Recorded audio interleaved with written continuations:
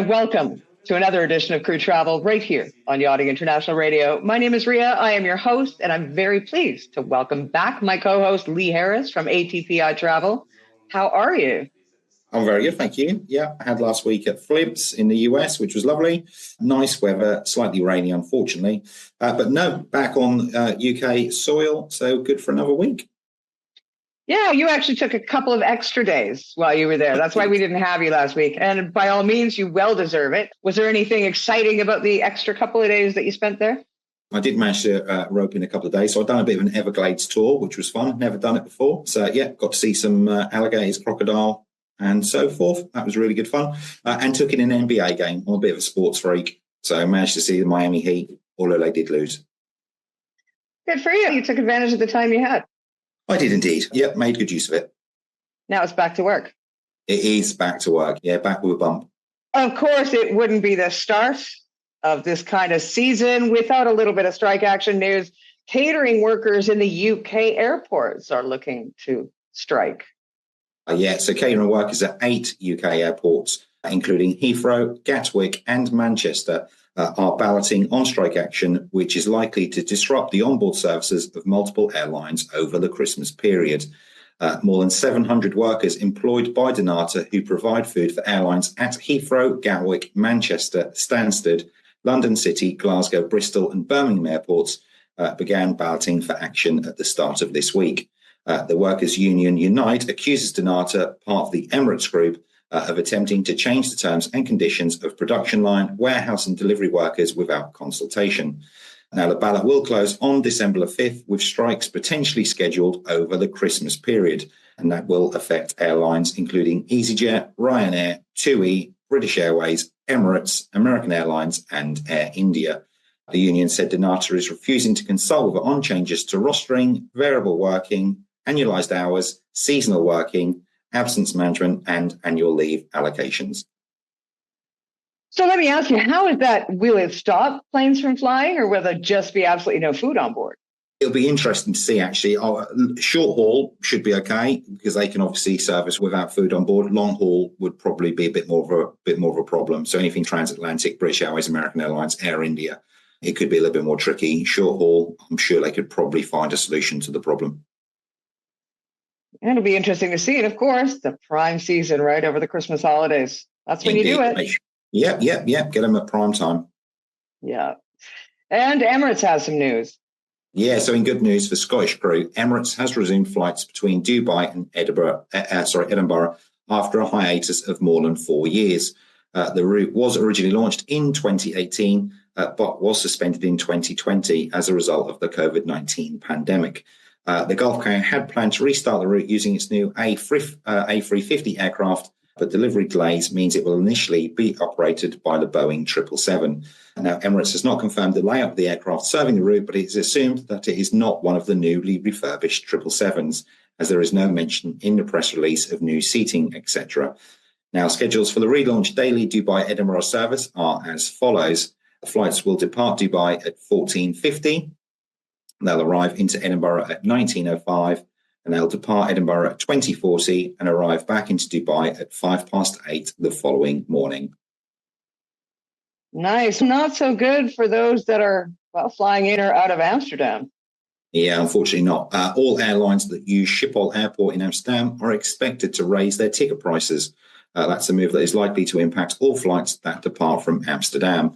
Airlines travelling through Schiphol Airport will raise their prices every year for the next 2 years, 41% in 2025 and 5% in 2026, while in 2027 prices are anticipated to drop by 7.5%.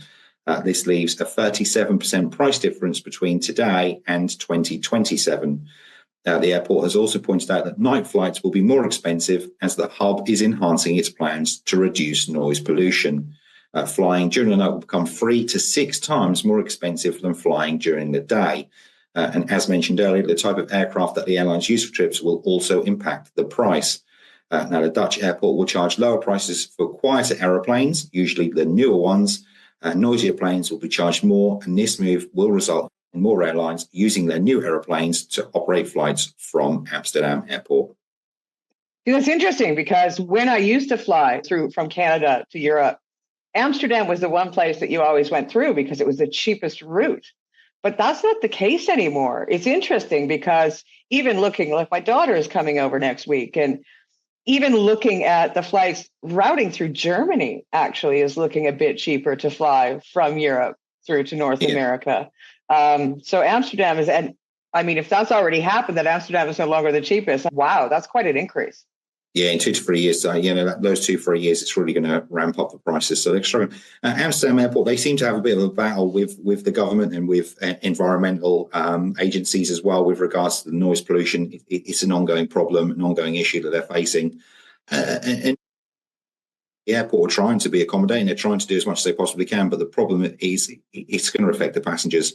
As we can see, the prices are going to go up, and it's the passengers who are going to suffer in the end. Yeah, it is what it is, right? And some more strike action. Yeah, a little bit more, unfortunately. There's quite a bit this week. So baggage handlers at airports in Milan are to strike on the 29th of November, leading to delays on the ground.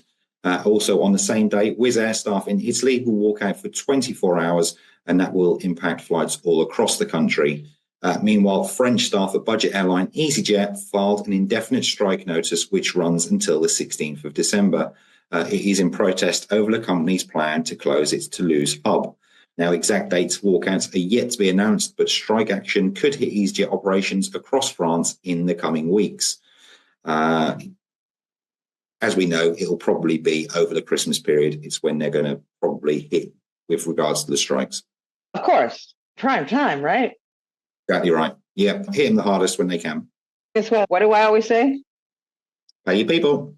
That's right. Pay your people. You're going to have people that stick around forever and do a good job. I just don't understand these trying to cut corners so the CEOs and the board of directors can keep making more and more money when they don't know what to do with what they've got already.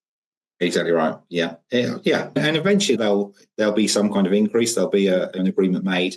It's a shame that people have to suffer in the short term to get. Well, the fact is, though, we both know that increase that's going to be made.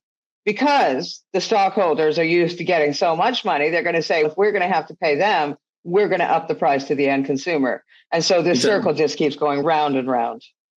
Yeah. At the end of the day, the staff are struggling at the moment because they've got to fight for what they feel is rightly theirs or what they should earn. And the general public are going to end up paying as well. So they're going to be in a struggle because invariably prices are going to increase. If people are being paid more, then the company's going to put the prices up. Yeah. I don't know if I was queen of the world. Indeed. Right, Lee. And I want to say to everybody out there, if you want to get in touch with Lee, you're looking to do any travel, or you just even have a crew question, please do feel free to get a hold of Lee. All of his information is below this interview when it airs. Lee, I want to say thank you ever so much, and I look forward to seeing you next week. Always a pleasure. Yep, look forward to next week. I know. You've been watching another edition of Crew Travel right here on Yachting International Radio. My name is Rhea. I have been your host. We'll see you again next week.